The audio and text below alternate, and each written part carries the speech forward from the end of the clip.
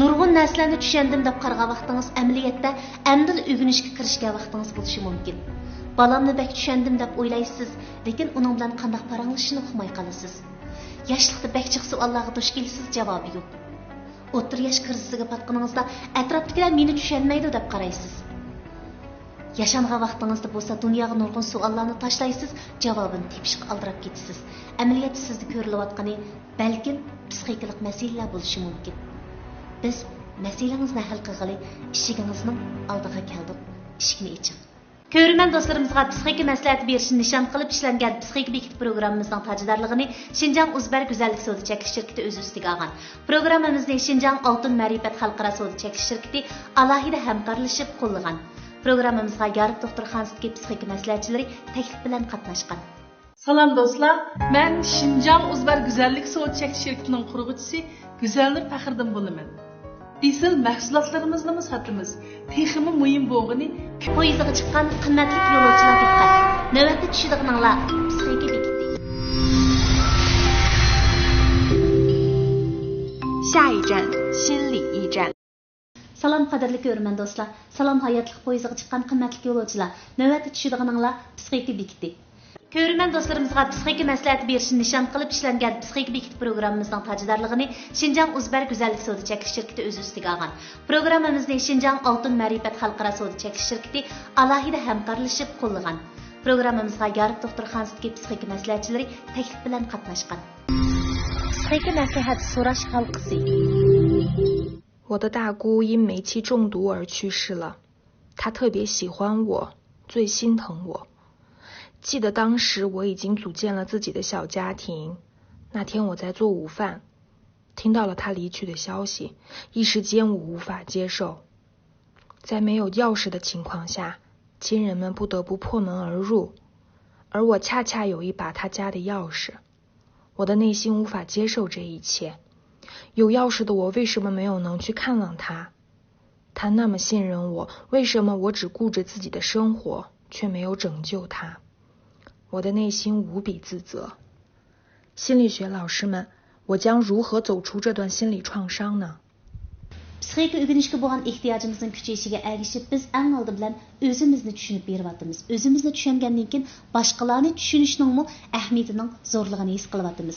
Biz bugun programmamizning alohida takliflik mutaxassislaridan biri bo'lgan Zivida muallim bilan muhim bir tema ustida paranglashamiz. Salom Zividada, qarshi olamiz.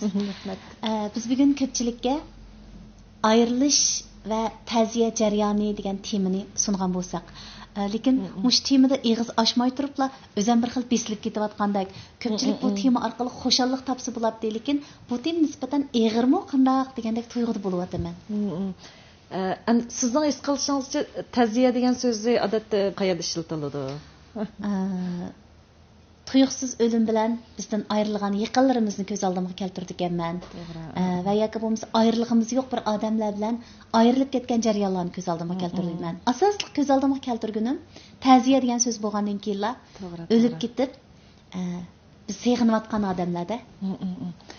Endi ta'ziya so'zni biz turmushda shunday ishlatamiz, bir murosimdek tuyg'u berdi-ku. Endi buni shu 1917 yilda deyman Freud psixologiya sohasiga olib kirgan. Bu vaqtda o'g'lini birinchi dunyo urushi qatnashtirgandan keyin o'limlar oqoqlab ko'payib ketgan chog'da, demak buningga shunday bir ayrilish, o'lim degan puroq kelganda, shundan keyin ta'ziyam xomushlik deb mushu tadqiqot olib berishni boshlagan hamdi. Undan keyin shu 1934-yilmi Klein bu ro'y analizimchi, uning o'g'li taq chiqish shunday bir safarda avariyaga uchrab qazo qilib qoldi. Ondan keyin bumi mushu sohaga kirib, mushu zodi ta'ziya buni bir jarayon deb qaraymiz. Biz qandaqdir bir qandaq ta'ziya bildirgan holat emas-ku, bu bir jarayon hamdi. Mushuning bilan xomushlik o'rtasidagi munosabatni mushu Freudning tadqiqotining kaynini davomlashtirishga boshlaydi hamdi.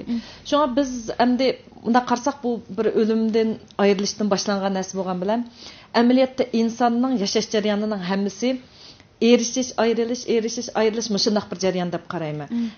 Tug'ilgan vaqtimizda balayotqudan ayrilamiz. Amaliyotda dunyoga keldik deymiz. Shunday yana bir nuqtadan qarsak balayotqudan ayrilamiz. Andan masalan bolalarimiz qarsaqmi onaning ustidan ayriladi. Bumi shunday azobli hamda biz eng dastlabki qadamdagi shu bolalarni sutdan ayrishni qancha sog'lom bo'lgan chaqda bolalarning keyingi ro'yi sog'lomligiga cho'ng ta'sir ko'rsatadi deb qaraymiz hamda.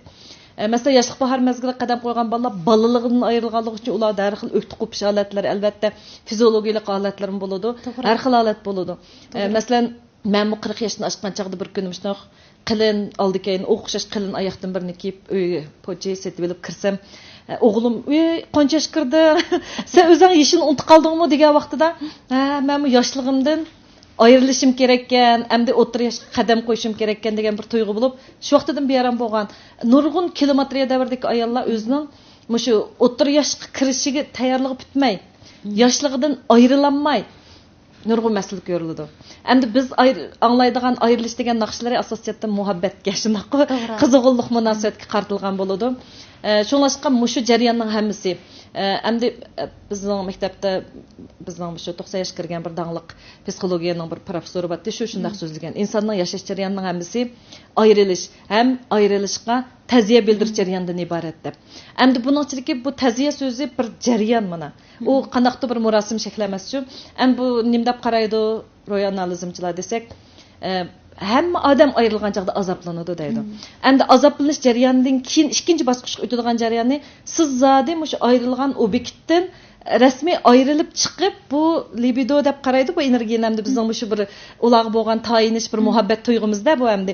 Shu tuyg'ungizni yana bir aktiv obyektga yo'tgandingizmi yoki yo'tganmay mushdan chaplashib turib, o'z-o'zingizga bo'lgan baho, o'zingizdagi nurg'un tuyg'ularingizni yo'qitib qo'ydingizmi? Shu ichki jarayonni bu nihoyatda muhim bo'lgan shu ayrilishga tutgan muomalamiz deb qaraydi. Agar biz shu ta'ziya jarayonini sog'lom ilib bora olsak, masalan, sutdan ayirgan vaqtida oddiy deylik, biz uni qo'rqitib, buni aytib bir bolalarga bexatarlik beradigan masalan, uning sutini aytib yaxshi chiqib, bolaga nisbatan qo'ziq to'ygan chaqda bu dunyoga ishonadi ularchi. Bu mundaq ekan deb ona bilan tunji obyekt munosabati bog'langan kim? Endi buningda ayrilgan vaqtida biz uni qo'rqitib, yoki uningga ochiq narsalarni surkab yoki tuklar bilan qo'rqitib qilsak, bular ishonchini yo'qotadi. Uning o'rniga biz nimaga yo'tganmiz desangiz, yaxshi bolaning tamsazgisiga mos keladigan yemekni asta-asta 6 oydan boshlab berishga boshlaymiz. Anandagi bu bolalar o'zini tabiiy holda o'z yaxshi ko'rgan ham bir yemekka o'tgan vaqtda, demak, men obyektni ham bir obyektga o'tgangan vaqtida men sut ayirish sog'lom bo'ldi deymizda, bular men ayrilishdan sog'lom bir ta'ziya shakli bilan chiqib oldi deymiz. To'g'ri. Masalan, biz o'lim yetimlan deyli, o'lim yetimlan desakmi, bizning har xil qoidalarimizda biz cho'qim o'lim yetimda qattiq yig'lab, bizning kayfiyatimizni ifodalab, beram bo'lganimizni bildirib, so'zlab qilishga tavsiya qilamiz hamda. Agar shu vaqtda hech qanday ifoda bo'lmagan bir odam kaynida har xil psixikalik masalalar ko'rildi. Bularda masalan, shu o'kinish, pushaymon qilish, bundan ayrilmaslik, hatto har xil majburlik tipidagi narsalar shu xildagi ayrilishga yaxshi muomala qilmagan chaqda chiqib qoldi-ku hamda. Demak, azoblik jarayoni bo'ladi. Undan keyin biz deymiz, demak, shu odamning biz tugab ketganini e'tirof qilishimiz kerak. Qolgandan keyin biz yana bir narsaga, biz hayotimizning yangi bir bosqichiga biz qadam qo'yib, shunga yuzlangan vaqtimizda bizda bu ta'ziya jarayoni bo'ladi. Masalan, arayonlikdan yoki qiz-o'g'illar muhabbatidan ayrilgan chaqda shu. Bu ayrilish jarayonining hammasi shunday bir aktiv ta'ziya jarayoni bo'lishi kerak deydi. Lekin hamda yana bir qarim-qarshi biz xomushlik tutib, qanaq bo'ldi desak, agar biz shu ayrilishni aktiv ilib boramagan vaqtimizda azoblanish jarayonidan keyinla o'zimizga qaratilib qolsa, bizda bir huquq kontrol qilish narsa bo'ladi. Masalan, men opamni qutuldirammadim. Davomliq deymiz, men dadamni shundoq men beqib cho'ng qilsa deb mana bunda qilolmadim. Buningga nisbatan biz o'zimizning kontrolligini yo'qotgandek, biz bu ishni hech nima qilolmaydigandek, masalan, ayrilishdimi shu, u meni yaxshi ko'rdi deb bir g'oyivona holatga o'tib qoladi qiz-o'g'illik ayrilishda. Uni e'tirof qilmaymiz. Yoki bo'lmasa, nima uchun meni yaxshi ko'rmaydi deb o'zimizga bo'lgan baho tuvanlab ketadi-da. Keynidagi shu ayrilishning oxirgi bir ta'ziya bosqichini yaxshi ilib boramagan vaqtimizda, demak, buningda xomushlik holati hatto eg'irlab ketgan chaqda xomushlik kasallari degan alomatlar ko'rishga boshlaydi degan gap. Shunlashqa bu jarayon, ta'ziya jarayoni bu oddiyla bir o'lim yetimdagi bir murosim shaklidagi bir holat bo'lmasdan, balkim u bizningki hayotimizdagi har bir ayrilish bosqichlarini sog'lom besib o'tib, o'zimizni kuchlantirib, dunyoga yuzlantiradigan bir jarayon deb qarayman. Rahmat Ziyodada, amaliyotda psixik o'g'inish jarayonining o'ziga kirib, o'zidan chiqalganda boshqalarning ichiga sho'ng'ishdek bir jarayon ekan. Siz so'zlayapsiz, men yana o'zimni o'ylab qoldim, chunki men dadam o'lib ketgan vaqtda, men uda xeyli vaqtlargacha dadamni tushundim, o'lib ketib tushaydim. Qayda nima uchun bundoq tush ko'ravergandiman, men ilk ayrılışga qarta hech qanday tayyorligim yo'q sharoitda dadamdan ayrilganligim uchun shundoq bo'ldimmi deb o'ylaydim. Endi u vaqtlarda mening psixika bilimlariga bo'lgan tushuncham faqat yo'q deyarlik. O'zimning ilk azoblanayotganligimni his qilaman, boshqa nuqtada tushuncham yo'q. Endi siz shu aslında yaqinlar apisi bulamdı, dadisi bulamdı, yoki urug' tuqqanlar bulamdı, ayrilib ta'ziya bildirayotgan jarayondagilarga qanday aktiv maslahatlaringiz bor? Bu yerda men shu Jane Austenning Idrak va hissiyot degan kitobidan kirsam, naq shu kitobmi adabiy asarlar nuqtasidan shu ta'ziya bilan xomushlik o'tirsidagi munosabatni so'zlagancha, hadisining har ikkilisining shunday bir muhabbatli hayotini ifodalab, ayrilgan vaqtda hadisi naytdi idrakli qoldi. Shu ta'ziyaning qonuniyatini bilib turib, azobdan keyin yangi bir yo'l tanlaydi. Singlisi shu azobdan ayrilgan vaqtda azobdan keyin xomushlik yo'lini kirib ketadi-chu. Ham bularning shu ikki xil tasvirning bu kitobning dunyo dangliq kitob hamda shu jarayonning o'zi biz insonlarga biz shu hayotimiz uchirgan har xil ayrilishlarga nisbatan aqlonlik bilan muomala qilishlik, biz angsiz holda cho'kib ketishdan angliq holda buni yengishni mashqlantirishni tavsiya qildi-chu. Bu shu idrak degan so'zning o'zi demak biz angliqlik bilan hissiyotga tayanmaslik degan ma'noni bildirdi hamda. Nurg'un adabiy asarlar bilan Freudning nazariyasini selishtirgan ilmiy maqolalar aytib ko'p. Shuningdek bu yerda mayli tasaddibiy o'lim bo'lsin yoki bo'lmasa og'rib tugab ketgan o'lim bo'lsin, ikkisi mangulik ayrilishi. Bu turmushdagi muhabbatlarning, arayonlarning vaqtliq ayrilishi, ular hayot lekin ayrilish bilan tüpki jihatda ayrılışning turlari o'xshamagan o'xshash farqlanadi hamda. Bo'libmi tasaddibiy o'limlarda siz qalbingizda e'tirof qilmaganligingiz uchun tushingiz yana qaytadan tugagandek tush ko'rasiz. Hamda buning odamlarga olib kelgan azobi texim eg'ir bo'ladi. Hech qanday tayyorliksiz uni ustida qapqagan odamlarda nurg'un o'kinish, qilinmagan ishlar to'g'risida pushaymonlar bo'ladi, lekin bizning xalq ammasida ularga shu rahat bo'ldi degandek tuyg'ular bilan o'zimizni to'liqlab turib, shuni qabul qilishga tirishimiz. Shu jarayonning hammasi bizning tirishayotgan jarayonimiz. Shuningdek buni birinchi nuqtada mening tavsiyam, cho'qim biz amaliyotni tekshirish qobiliyatimiz aniq bo'lish kerak. Chunki ba'zi odamlar g'oyivona kirib ketadi. Masalan, ba'zi cho'nglar bolalar tugab ketgan ahvollar ostida, "Bu bolam hayotda hozir tomoq keldi, mundaq bo'ldi" deb e'tirof qilmaydi buni. E'tirof qilmay o'zini aldaydi-yu, lekin ashundaq bir tugab ketgan isi kelgan chaqda kuchlik azoblandi-da. Yoki bo'lmasa yana birisi butunlay o'ziga o'kinib, o'ziga bog'lab, "Men nima uchun qutuldirolmayman, men nima uchun ishda qilolmadim" deb o'ziga bo'lgan butunlik o'zining huquqli kontrol qilish qobiliyatini nolga tanqid etib, o'zini hech nimaga hisob emas qilib, xomushlik cho'kib ketadi. Bularning hammasi to'g'ri emas. Shunga biz mayli qanday shakldagi ayrilish bo'lsin, shuni e'tirof qilishimiz kerak. Masalan, biz davatgan o'rta yoshli ayollarga tavsiya berganimiz shu. Shu biz davatgan kilometriya davrining kuchayib ketadigan ahvollari ko'pincha nihoyatda chiroyli, go'zal, o'zining sirtqi yaptiq bak e'tibor beradigan ayollarda ko'proq bo'ladi hamdi. Chunki bular o'zining go'zalligidan ayrilg'isi qattiq kelmaydi-da. Buning nisbatan shu ta'ziya jarayonini yaxshi olib borolmaydi hamdi. Agar ular o'zining shu xildagi sirtqi qiyofatiga bo'lgan ro'yi tayinishini yo'tkab o'zining qalbiga, o'zining ideyasiga, tafakkuriga yo'tkay olsa yo boshqa jihatdan shunday bir to'rik topa olsa, amaliyotda bular ta'ziya jarayonini nihoyat yaxshi aktivlik bilan kelgan bo'ldi-chu. Shunga bularlik amaliyotni tekshirib qabul qilish kerak. Bu bir tavsiyam. Ikkinchisi, shu yo'tkashga ham yangi obyektni tanlashga mahir bo'lish kerak. Masalan, jo'rsiz oilalarning gapindidik. Shu oilada qayta to'ylashish jarayonimi bu bir yaxshi yo'tkash jarayoni-chu amaliyotda. Endi shuni yaxshi yo'tkalgan vaqtda ham shu bolalarga bir yaxshi yana bir obyekt tanlab bera olsak, bularning sog'lom o'sib ketilishida ahamiyati bo'ladi bu jarayon. Lekin shuni qilishda bir necha xatoliklar bo'ladi. Masalan, yoshlarmi maqidimliq muhabbatlashishdan ayriliblar, azoblanish jarayonini beshidan o'tkazmay turiblar, o'rniga birini dastab olgan ish bo'ldi. Endi agar o'zining shu jarayonni besib o'tmagan ahvol ostida ikkinchi qatimliq muhabbatlashish yoki ikkinchi qatimliq to'ylashimi o'xshash natija bilan oxirlashishi mumkin. Shuningdek buningga biz cho'qim o'zimiz azoblanish jarayonini tugatib etib, o'zimiz naytdi mustaqil bo'lgan vaqtimizda anandagi yana bir obyekt tanlaymiz-chu. Buningda uning zaxmlari qap qolgan chaqda tanlagan obyekt bu sog'lom bo'lmaydi.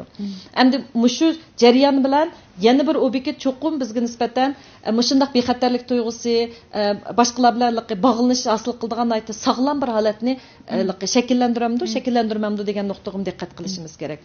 Endi agar 3-nuqtada tavsiyam hamma odamda undaq aqlanlıq bilan dərhal təziyə jarayoniga o'talaydigan holat bo'lmaydi-ku.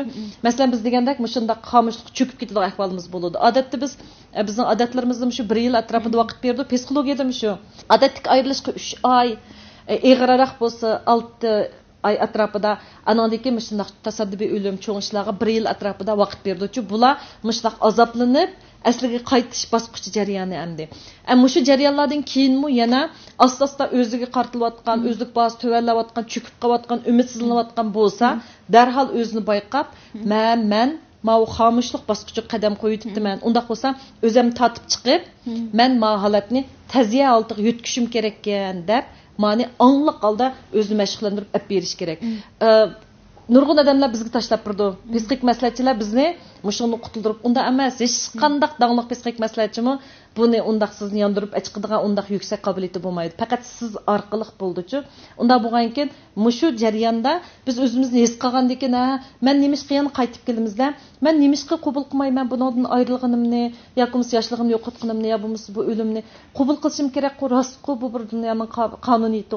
Demak, meni tekshirib o'tgandan keyin unda qo'sa azoblandim to'g'ri. Amsa men yo'tkashni qanday ilib boraman. Demak, endi buning ichida masalan oddiy o'ylasak, nurg'un go'zal chiroyli ayollar bor. Burun o'zining go'zalligi, chiroyliklari bilan nayt mag'rur yashagan. Keyin asta-asta qarsangiz bular chiroyli etgan tomoqlari masalan, nayt go'zal o'zining tantarbiya faoliyatlari bilan yaxshi shug'ullanganligi, ya kasb natijasi, ya bo'lmasa tafakkuriyatda ba'zilar qarsangiz farzandlaridanmi o'zining ro'yi to'riga farzandimni yaxshi tarbiyaladim degandek, mushundaq shakllar bilan yana yutkash orqali o'zining mushu qalb xo'shalligini, aktiv holatini davomlashtirib ketalaydi. Ba'zilar hatto o'lim bo'lgan chaqda baldur taziya holatida yenib chiqish nomus deb o'ylaydiganlar bor. Ba'zida shundaq bolalardan yoki yaqin erlardan, ayollardan ayrilib qolgan chaqda ba'zilar tezroq yenib chiqqan vaqtda biz shan huquqimiz o'limlik turib ajab bunda bo'pti. U bir qobiliyatchi amaliyotda. Meningcha shu ketib qolgan odamlar, hayot qolgan odamlarning mushundaq bir xo'shal sog'lom holatda yashashini chin dilidan umid qilishi mumkin. Masalan, biz o'zimiz o'ylasak, biz uchun yana bir odamning azoblanishini biz ancha xalab ketmaymiz. Bu xijil bo'ldigan, nomus qildigan ish emas. Shu ba'zi odamlar qasdanga o'z yenib chiqadigan qobiliyat bo'lsa-mu, atrofdagi madaniyat muhitining buning ta'sirida bu holatidan men cho'kib qolmasam, sat turdi, cho'kib qilishim kerak deb o'tiribmi o'zini xomush qoldirib olib ketadigan ahvollar bor. Shunga mushallatlarni angliq holda yengib chiqadigan bir mahoratni shakllantirish muhim ekan deb o'ylayman. Rahmat Zividada. Men tavanda sizga bir dialog deb baqaya.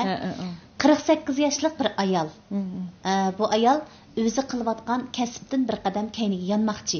Chunki uning o'rniga 25 yoshlik bir qiz basmoqchi. Bu ishlarning dialogini anglab baqayli. Bu qiz 48 yoshlik ayolning ishxonasiga kirdi. 48 yoshlik ayol deydi. Necha kirdingiz? 25 yosh. Ig'ir bir xursinish bor. 25 yosh. Nima degan go'zal yosh-a?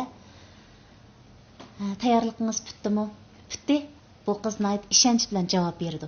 Lekin buningdan keyingi ko'rinishlarda qanday ahvol yuz berdi desangiz, bu 48 yoshlik ayol bu qizni e'tirof qilmaslik tarafga mangadi. Kichik, tajribasiz, qandaqdir o'zi qilayotgan ishning huddisidan chiqmagan holatda bu qizga nazarni aqtirdi. Bu qizmi beshida o'g'inish bosqichida turayotganligini e'tirof qiladi-yu, bara-bara 48 yoshlik ayolga nisbatan menga bagisi yo'q. Meni e'tirof qilgisi yo'q. O'zining cho'ng bo'lganligini e'tirof qilgisi yo'q degan nuqtada qarshilash tarafga mangadi. Xo'sh, bu yerda ko'rilayotgan psixikalik holat zodi kim sababli kelib chiqadi? Meningcha har ikkilisida masala bor deb o'ylayman. Chunki 48 yoshlik ayollarni nayt tushunishga bo'ldi. Agar o'zi qilayotgan ishdan ayrilsa, cho'qim uning darhol ta'ziya bildirmaydi. Endi shu ta'ziya jarayonidami har bir odamning shaxs aloyligi, burun uchirgan nurg'un masalalar, o'ziga bo'lgan ishonchining o'xshamasligi asosan elib berish shakli o'xshamaydi. Demak, shuning azobning ichida demak o'zining o'rniga dasayotgan odamlardan og'rinish, uni cho'kirish, onunğa nisbatan passiv inkaslarni bildirish, yoki bo'lmasa o'ziga hujum qilib o'zini bearam qilish, yoki bo'lmasa boshqa xil shakllar bo'ladi. Bundaq endi buni surishtirib kelsak, bu shu shaxsning yashash jarayoni kashmishi, shaxs aloyligi deb nurg'un narsa bo'ladi. Lekin biz bugun so'zlayotgan tema bilan munosabatli bo'lgan demakmi shu ayrilishdan bearam bo'lganlikdan kelib chiqqan qarash. Endi yoshlarga nisbatan nima desak, yoshlarga nisbatan aldirab muvaffaqiyat qozonish istigining kuchayib ketishida endi. Buningga nisbatan agar yoshlarda mushundaq ayrilishga nisbatan uni tushunib, ularning ayrilishiga yordam beradigan bir psixik jarayon bo'lsa, meningcha idoralarda bakchiq bundashlar. Nurg'una shu o'ttir yoshni olib qolgan bo'lib ayollardimi ko'proq ko'rildi, erlardimi masalan shu pensiyaga chiqqan vaqtidami o'zining nurg'un narsalardan ayrilanmay ash pasif kayfiyatlarini yaqin odamlarga chachadigan ahvollar bo'ldi-ku. Demak, shularning mushundaq ayrilish psixikasining bo'ldiganligini, uning o'tish jarayonida xomushlik bo'lib qolmay ta'ziya bo'lish kerakligini bilgan vaqtimizda shuning ozroq yordam qila olsak-chi, o'tadigan bir ko'rik qilib bera olsak, meningcha yoshlarning bu jihatda ozroq majburiyati bo'lishi kerak. Ammo shuni qila olgan vaqtda ikkisining shu almashish jarayoni nayti ko'ngillik yaxshi erilib berildi. Bu jihatda nurg'un ustoz shogirdlar o'tirsidiki, mushundaq munosabatni bek yaxshi hal qilganlar bor. Masalan, men bo'lgan bo'lsam, men 48 yoshli ayol bo'lgan bo'lsam, cho'qim bu shogirdimga o'zimning natijasini yo'tkaytdim-da.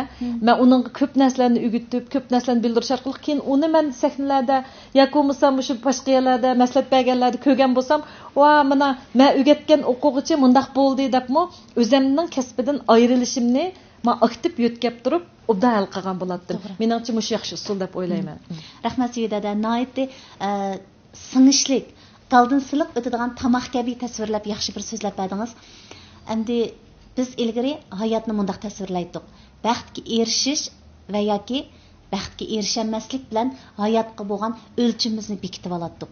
Amaliyotda psixika o'rgangandan keyin psixika bilimlarini ko'pchilikka sunish jarayonida biz his qildik. Hayotlik yana bir nuqtadan kelish va ketish.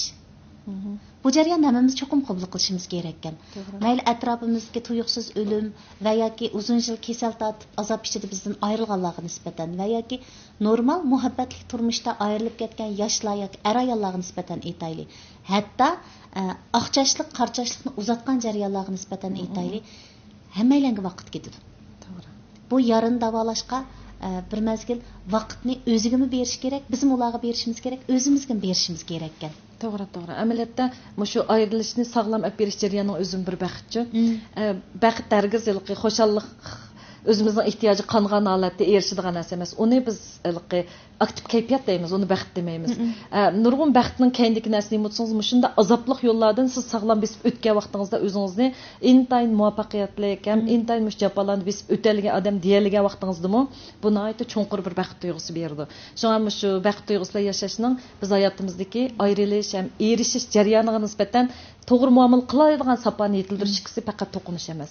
Agar biz shu bolalikdagi mana biz deymiz, bolalikdagi eng dastlabda opsi ishqi bo'lgan vaqtidagi dastlabki shu ayrilish shaklini yaxshi ilib bora olasizmi?